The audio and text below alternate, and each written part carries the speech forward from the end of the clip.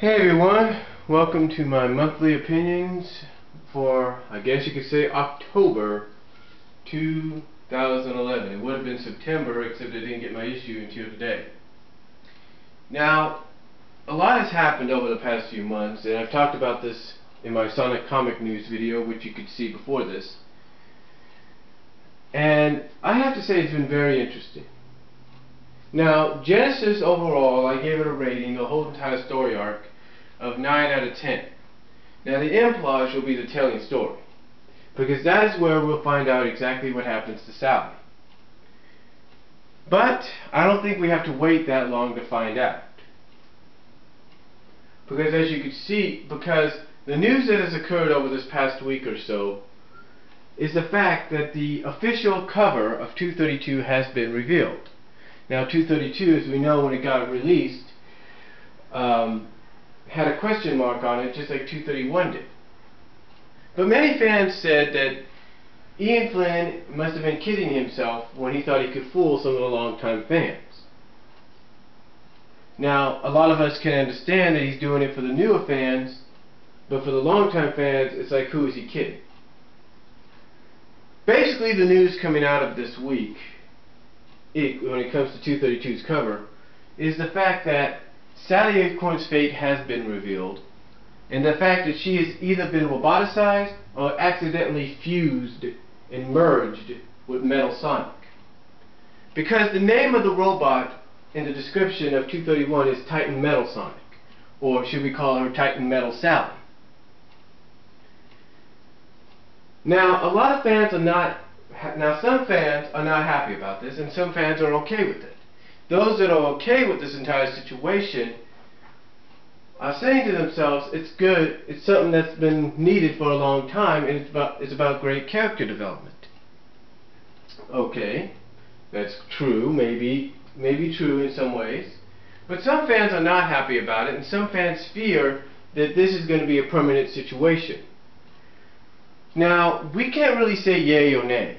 I mean, I've gone out and said on various message boards, and I said it even on a YouTube video, that I feel this situation will not last too long. I feel that it'll probably last maybe 4 to 6 issues, 8 to 10 at the most. Now, what's interesting about this is that the covers for Sonic Universe 35 and 36, I believe, have been released. Now, according to the Mobius Encyclopedia online, which is archiesonic.wika.com,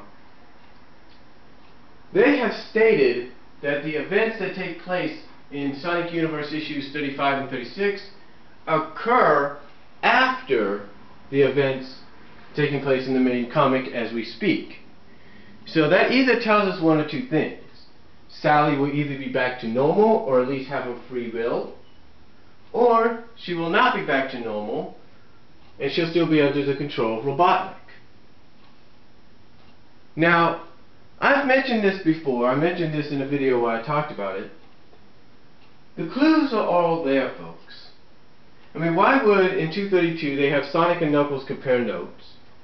And why would they have Elizus, Sally's brother, go to Harvey Who as his last resort, a character we have not seen since the early days of the comic, and to find out what solution he would have on this? Now, the solution, obviously, is either to help his sister, or to take his sister down, I don't know, something like that. I don't know.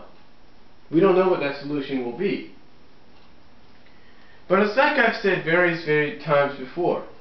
The cover for the issue that follows usually tells the story, or tells us more of what's going to happen. So whatever the cover looks like for 233, possibly 234 and beyond, will kind of tell us exactly what's going to happen. Now, a lot of fans, like I said, some fans are fearing that this is going to be a permanent situation for Sally, that she'll end up like this forever and she'll end up evil.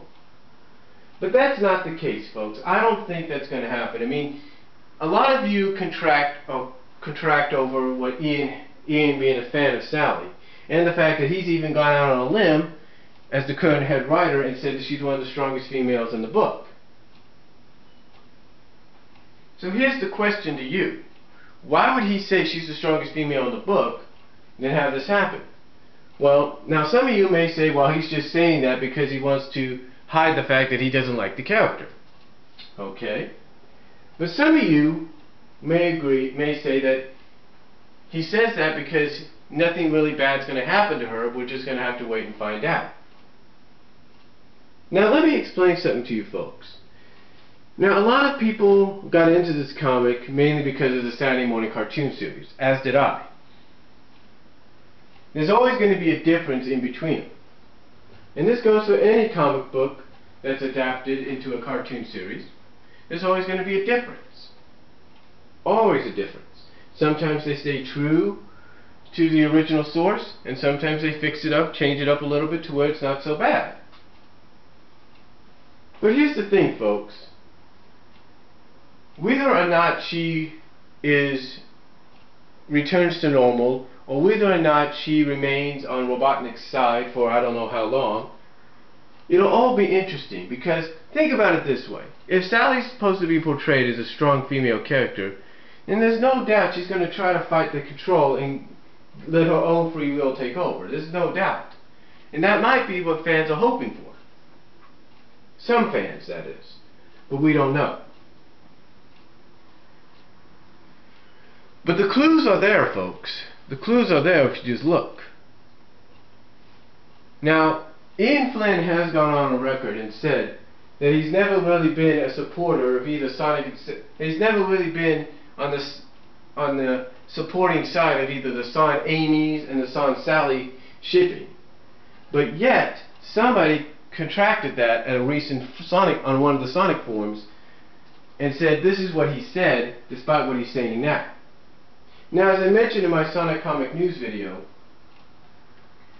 he's probably saying what he's saying now because he's the head writer, and as the head writer of any comic book, you can't really show favoritism.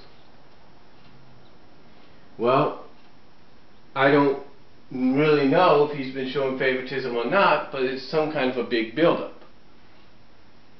But you know, this is not, I've mentioned this before, and I'll mention it again, it's not the first time a popular female character has gone bad for a temporary period.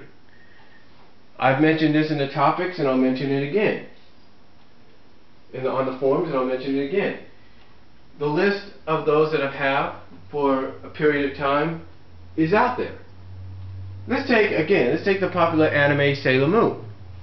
Chiribi Moon, I guess her daughter or sister or whatever, ended up turning into the Black Lady, or the lady, whatever, that's Sedestric's Black Lady. Basically becoming evil. Now, the one thing about the people that did this is they took it all the way. Even in the manga, they took it all the way until she was changed back. You know, the same can go for the Fantastic Four. In the comics, they had Sue Storm, for at least a couple of issues from what I understand, become the female antagonist, Malice. They even adapted that for one episode of the cartoon series back in the 90s. But in the comics, it lasted for a few issues or something like that. Everybody knows that. Heck, even when you take a look at Ultimate Spider-Man, which apparently is now done with, but take a look at Ultimate Spider-Man when it began, they did the same with Mary Jane. That's right, Mary Jane.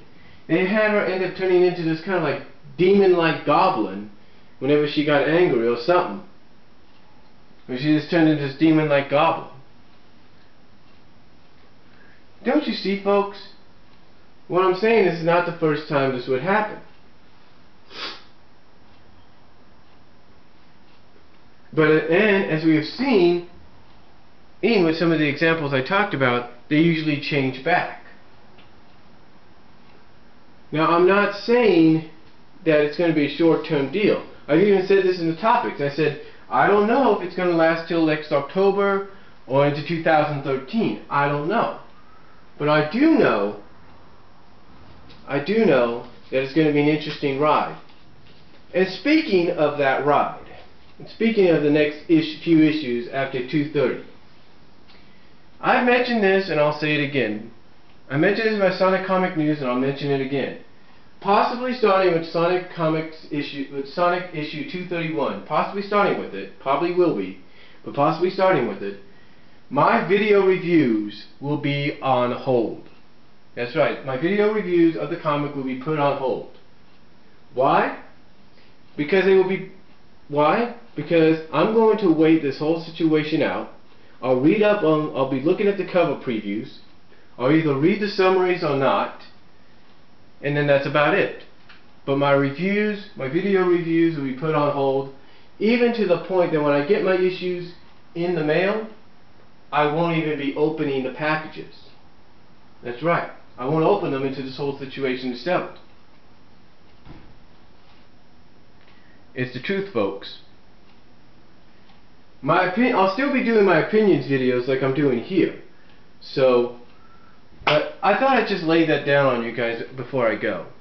Overall, I have to say that Genesis was good, and it looks like we're going to be in for a wild ride in the next few months. So, that's all I'm going to say for my October edition of my opinions, my monthly opinions on the comic book and franchise. Comment down below, tell me what you guys think, and I will talk to you all later.